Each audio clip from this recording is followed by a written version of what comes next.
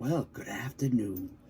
Today's book is Winnie the Pooh, A Tree for Christmas.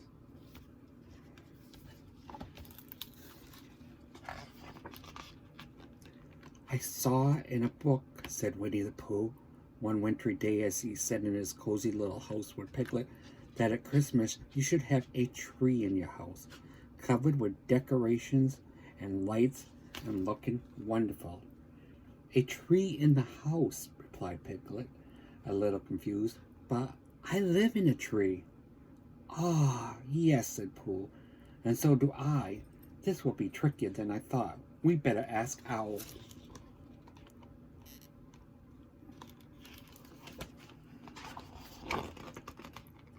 A tree in a tree, exclaimed Owl. When Aeneas explained everything to him, that's not right at all. I've heard of ships and bottles, but never trees and trees. Trees live in forests, and we live in trees, and that's all there is to say about it. I suppose if it was a very small one, it might fit, ventured Piglet.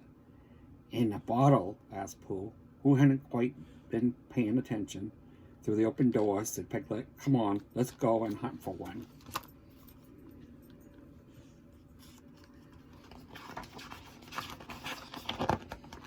So they said goodbye to Owl and headed out into the cold to hunt for the type of tree that might fit through the door. Too tall, too wide, too spiky. Ouch, said Piglet. What we need, said Pooh, is a not very grown tree, and not very much grows at Eeyore's gloomy place, so let's try there. But all they found was a gloomy-looking Eeyore and some gloomy-looking thistles. The thistles would certainly fit through a door, but didn't somehow have that Christmas wonderfulness that they were hoping for.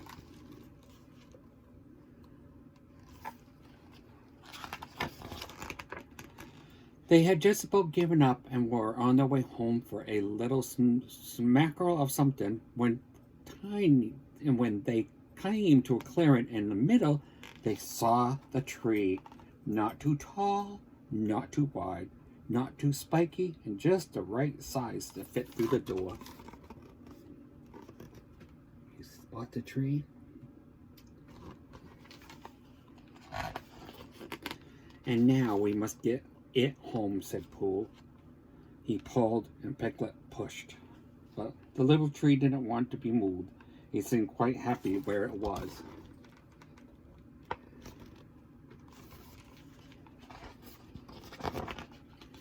By now, everyone in the 100-acre wood had heard about the great tree hunt, and they had all gathered to help. Tigger tried to bounce it out of the ground. Rabbit tried to nibble it through the trunk. And Kanga spoke very friendly to the tree, saying, that's quite enough fuss. But the tree stayed exactly where it was. Just at that moment, the first flakes of snow began to fall, and Christopher Robin came whistling through the forest. Hello, everyone, he said brightly, and then he saw their dejected faces. Why, what's the matter? Cheer up, it's nearly Christmas.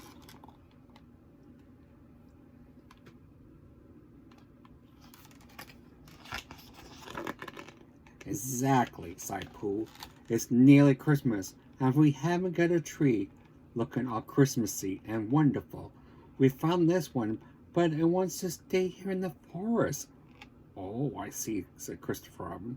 Well, if the tree won't come for Christmas, then we'll bring Christmas to the tree.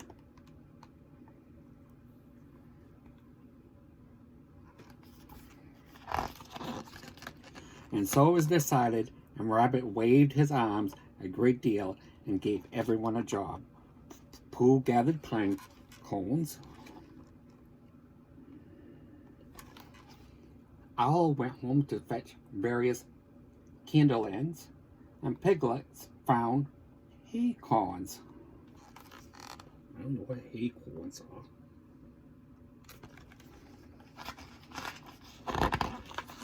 Tigger bounced high into the tree to gather mistletoe.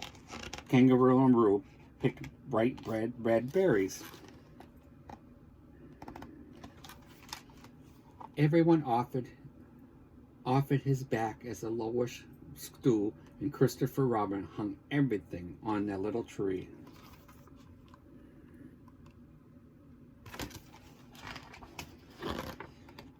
Then, very carefully, Christopher Robin lit the candles. Roo squeaked and squealed with delight. "Stand back, Roo dear," worried Kinga.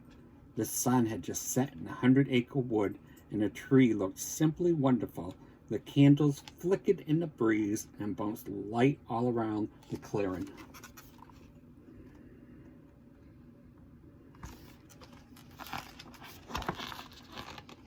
"This little tree," announced Christopher Robin solemnly, "it is our Christmas tree. Pooh Bear, Pear, and Piglet found it, and everyone else helped. We must meet here every Christmas and every year. I will have grown." He glanced at little Piglet and others, and not so much, but the tree will certainly keep growing because it knew that the forest was the best place of all for it to be. And they all cheered and wished each other a very Merry Christmas. Have a good day, everyone.